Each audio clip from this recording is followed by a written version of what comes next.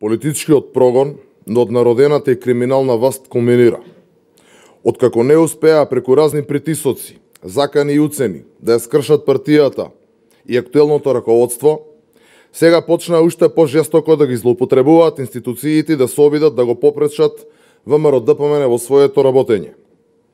Единствениот аболициран политичар за криминал, Зоран Заев, знае дека ВМРО-ДПМН е последниот беден во заштита на државните и национални интереси и затоа не бира средства со кои што ќе си обезбеди бришан простор за реализација на распродажбата на се што е македонско и општиот грабеж кој што Заев и картелот околу него го реализираат во моментов.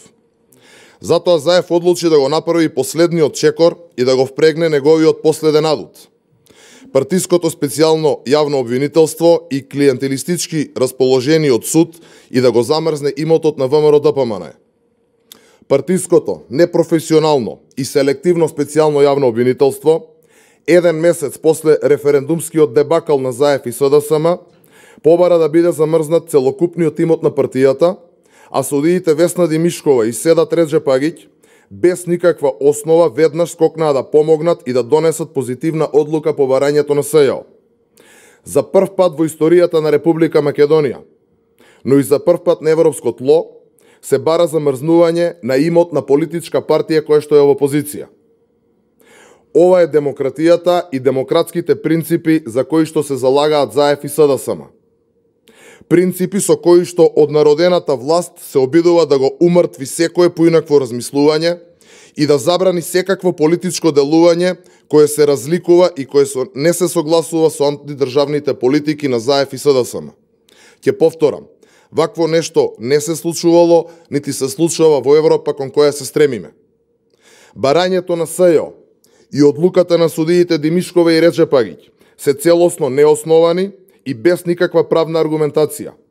Барањето на СЈО и одлуката на судиите се исклучиво политички мотивирани. Повредени се протоколите и праксата на Европската конвенција за човекови права и Европскиот суд за заштита на човековите права. Прво и основно, не постои мандат, овластување и надлежност за поведување на барање за определување на привремената мерка од страна на СЈО. Второ и уште поважно, ВМРО-ДПМН како правно лице воопшто не е осомничено во постапката и од тука е очигледно дека единствената намера на инспираторите на ова сценарио е политички прогон. Политички прогон со кој на партијата и се причинува штета и се нарушува можноста за нормално извршување на дејноста на партијата.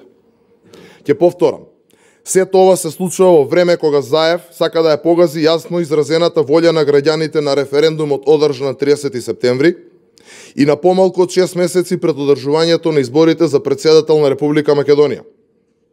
Со ваквата одлука на судот, незаконски се задира во правата на лица кои не се осомничени и во јавноста се испраќа порака на заплашување дека секој може да биде жртва доколку не се согласува или се спротивставува со политиките на Заев.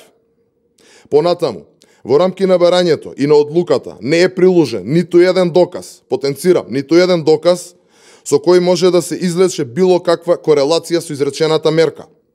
Со тоа свесно и намерно се повредува правото на слободно располагање на сопственоста, заштитено со домашни и меѓународни акти.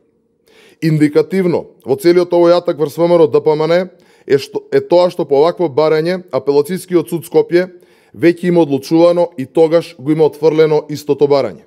Вкупната вредност на целокупниот имот на ВМРО-ДПМН изнесува нешто околу 10 милиони евра, што е неколкукратно помалку од сите оние небулози, од сите оние шпекулации и спинови кои што во изминатиот период СДСМ и Заев се обидуваат да ги лиферуваат во јавноста. Ако не се лажам, се споменуваа суми од над 60 милиони евра, што е тотално неточно.